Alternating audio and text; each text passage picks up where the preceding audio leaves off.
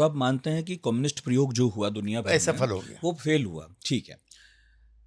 हमारे देश में सोशलिस्ट पार्टियां बनी, प्रयोग हुए, और मैं ये तो नहीं कह सकता, आप भी नहीं कह सकते कि उन्होंने सेंटर के लेवल पर बहुत परिवर्तन किए हों, क्योंकि शायद उतनी ताकत नहीं मिली, लेकिन राज्यों में तो ठीक ठाक मौके मिले।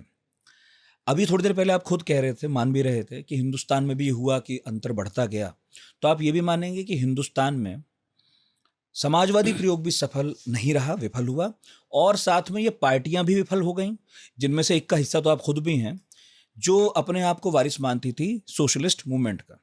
ये काफ़ी हद तक आपका विश्लेषण सही है। 1948 में ही जो सोशलिस्ट थे कांग्रेस के, वो अलग हो गए। उनको लगा कि जिस व्यग्रता के साथ, जिस कमिटमेंट के साथ, देखिए लोहिया, जेपी, आचार्य नरेंद्र देव, आचार्य कृपलानी, ये कोई नेहरू से कोई कम दिनों जेल में नहीं रहे, बिल्कुल, समझे नहीं। लेकिन उनको लगा कि जो तत्परता होनी चाहिए थी चेंज की आफ्टर 47, वो नहीं, इनमें नहीं है, कांग्रेस में नहीं है। उनको लगा कि 14 अगस्त 1947 और 16 अगस्त 1947 एक जैसे, तो विद्रोही मन था और उनके लक्ष्य भी भिन्न थे, तो वो 1948 में अलग हो गए। उन्होंने सोशलिस्ट पार्टी बनाई, 1952 में चुनाव लड़े, लेकिन नेहरू का आभा मंडल था और कांग्रेस पार्टी फ्रीडम मूवमेंट की लीगेसी की पार्टी बन गई थी। हालांकि गांधी चाहते थे इसका नाम बदल दिया जाए, लेकिन कांग्रेसियों को मौज मस्ती लेनी थी, तो वो क्यों नाम बदलेंगे। तो 52 में कम सीटें आई सोशलिस्ट मूवमेंट को, तो जयप्रकाश जी का तो वहीं पर संन्यास हो गया, वो चले गए भूदान में विनोबा भावे के साथ। समाजवादी आंदोलन में भी गुटबाजी होने लगी। लोहिया किसी भी प्रकार की कंसेशन या रियायत देने के लिए जवाहरलाल को तैयार नहीं थे। कांग्रेस सोशलिस्ट पार्टी में एक तबका ऐसा पैदा होने लगा कि कांग्रेस पार्टी में चलो और सोशलिस्ट मूवमेंट को वहीं जाकर मजबूत करो। अशोक मेहता, चंद्रशेखर, ये कांग्रेस में चले गए।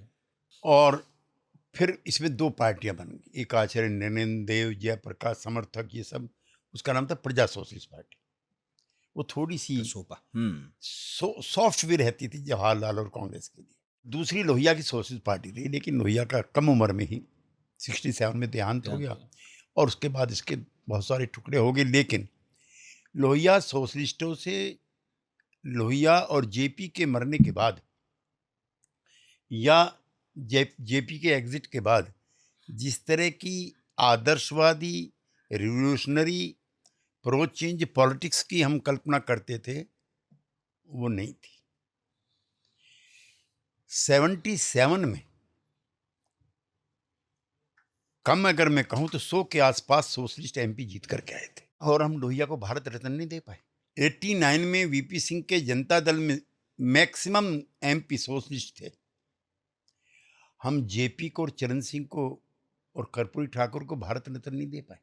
सरदार पटेल को 1990 में भारत रत्न मिलता है, बाबा साहब अम्बेडकर को भी बाद में। हाँ, और वो भी चंद्रशेखर की सिफारिश पर। हमारे एक नेता मधुलिमय कहते हैं, तब जाकर के उनको चंद्रशेखर जी रिकमेंड करते हैं। तो कांग्रेस पार्टी का जो संचालन है, जैसे जैसे जैसे ये लीगेसी फ्रीडम मूवमेंट की उनके परिवार के लिए बनी थी, ये बड़ा अनफॉर्चुनेट चैप्टर है। मैं जवाहरलाल को कम करके अब भी नहीं आंकता हूँ, जब वो अंडर अटैक है, लेकिन उसके बाद की जो कांग्रेस है वो ऐसी होगी जैसे ये हमारे परिवार के लिए बनी है। इतनी कुर्बानियां तो बहुत सारे परिवारों ने दी थी, जवाहरलाल जी को मैं छोड़ देता हूँ, लेकिन बहुत लोगों ने दी। दुर्गा भाभी, भगवती जी बोरा, उसके उदाहरण मेरे शहर में थे वो। तो वो कुछ वक्त कांग्रेस में भी रही, दिल्ली प्रदेश कांग्रेस के अध्यक्ष भी थी। कौन? दुर्गा भाभी। ये मेरी जानकारी, कांग्रेस ज्वाइन के लिए थी बाद में। मेरी जानकारी नहीं। कांग्रेस तो सबकी पार्टी थी उस समय। भगत सिंह के पिताजी कांग्रेस में थे, विधायक हुए थे बाद में, भाई विधायक 2-4 साल आपके बाद सहारनपुर से ही।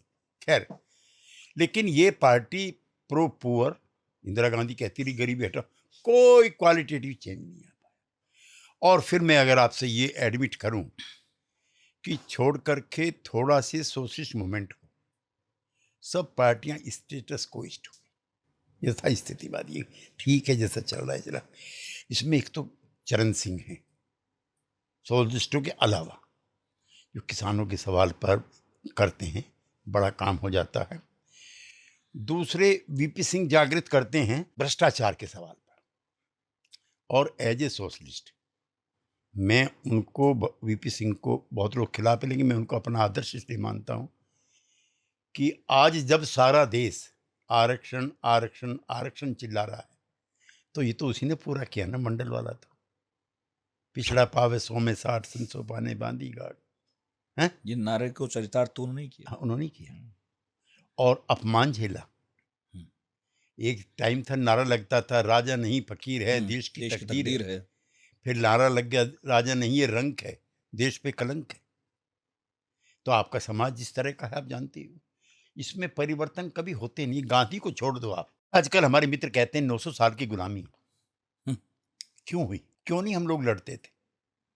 और जातों में भी अगर विभक्त थे तो किसने समाज को बनाया ऐसा?